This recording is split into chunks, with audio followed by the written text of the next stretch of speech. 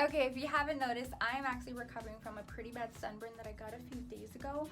Oh my god, it hurts so bad. I'm such an advocate for like sunscreen and sunless tanners. And I put on some sunscreen on my face, but I just didn't reapply. I didn't even notice the time go by. So anyways, a few days later, this is what we look like. Today, I'm gonna go to work and I gotta put on makeup. I gotta cover this up. So I'm gonna teach you guys a few tricks that I learned just from doing makeup and having to color correct other people's skin. One thing that I will say that's inevitable is that because your skin got really burnt, you are going to be shedding and molting like a snake. So I'm at that stage. But I have this really good product that's a really hydrating mask, and this is why it's super beneficial to be versatile in your beauty collection, because these are not things that I grab towards normally, but knowing that it's summer, my skin would maybe need it from time to time, I don't mind having these things. So for the past couple of days, I've been washing my skin with this soothing cleanser from Garnier. I really like it, again, just to add that hydration into my face, but if it was like day to day, I'm taking off my makeup or even waking up, it is very silky for me. Okay, so this product right here, I actually picked up with that cleanser, knowing that over the summer from time to time, my skin was gonna need it. It's pretty cool because it is a balancing 3-in-1.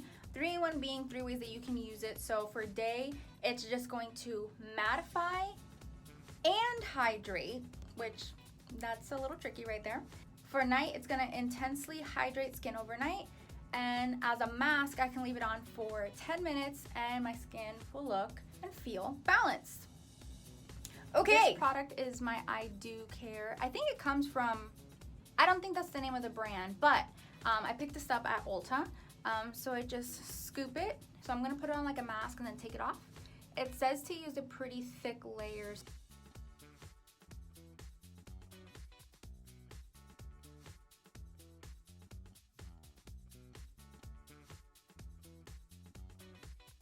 My timer did go off and I needed to show this part to you guys because after reading the instructions you have to wipe off the mask.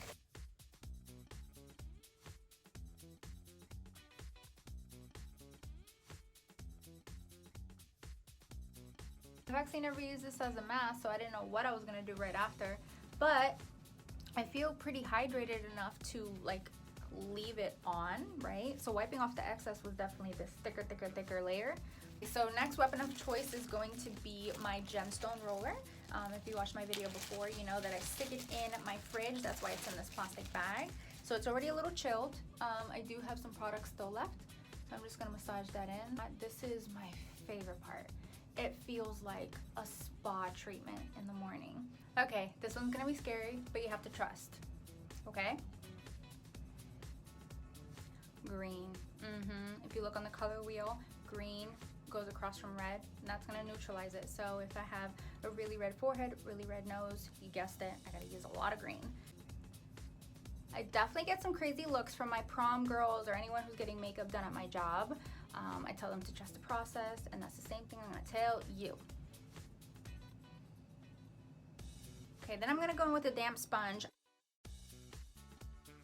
Now the idea is to still leave a ton of coverage on, but you just don't want to have that excess because then it's going to slip around and be hard to blend when I put the concealer right over this. So right over this, you're going to want to go with a really thick concealer. That way you don't see the green.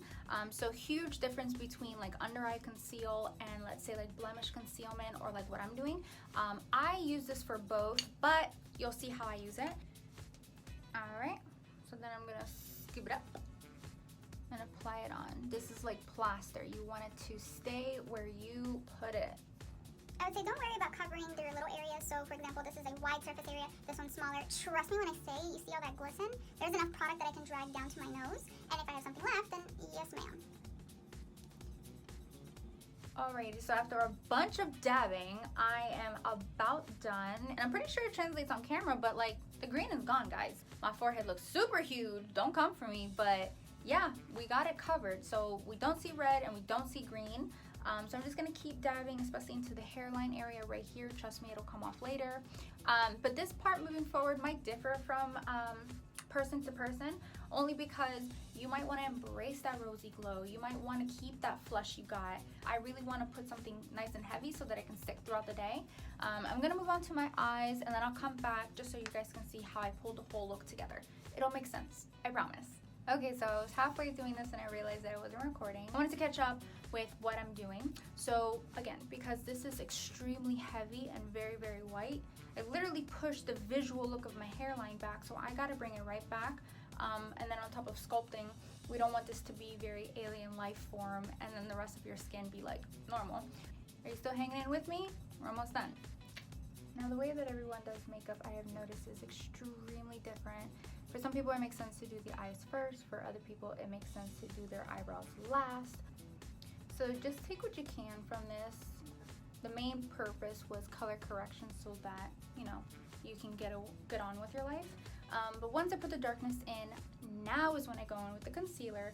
It's towards the very end. Again, this is the IT Cosmetics, so it's very, very thick. So I didn't want to start off with that thickness. So now I'll just wipe it off of here. It does require a little bit of body heat, so I warm it up with my fingers and then I put it where I want it to be. Try not to get confused, your dark side and your light side.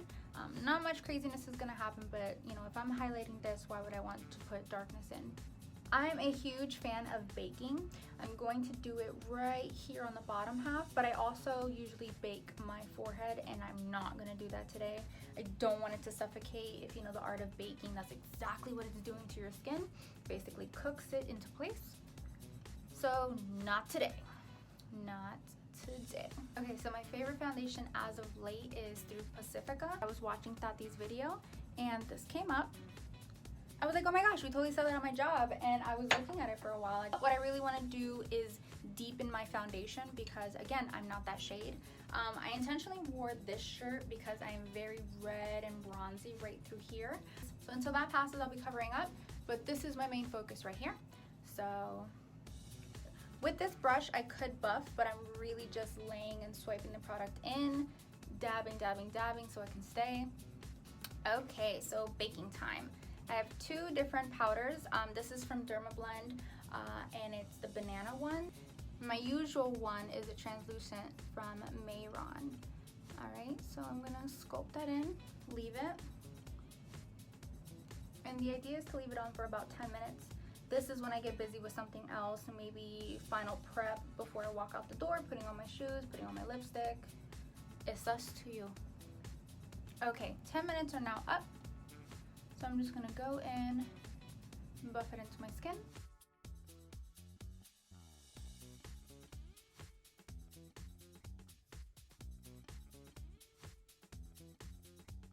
Man, guys, this lighting change is crazy. Like, I'm standing in front of a window and I bought an actual light so I could stop doing that, but So if you judgy, I'm judging with you. So the contour underneath is to sculpt the face out. The bronzer up top is to do it right where the sun would hit you. Just enough before you burn. So I go from the tip of my ear this way. Depending on the look, I might round it out so it can look like I have some cute little cheeks when I put my blush on. Last but not least, I'm gonna go in with a blush that has a ton of shimmer and reflect. This is Becca Cosmetics Rose Gold. That way I can avoid highlighting any area that seems a little dry, but I'm still making sure that I'm adding that flush back in. You have to set everything you just did. So this is the Continuous Setting Mist by Morphe. One of my faves, literally because when you see it, it's just a mist instead of a squirt, squirt, squirt.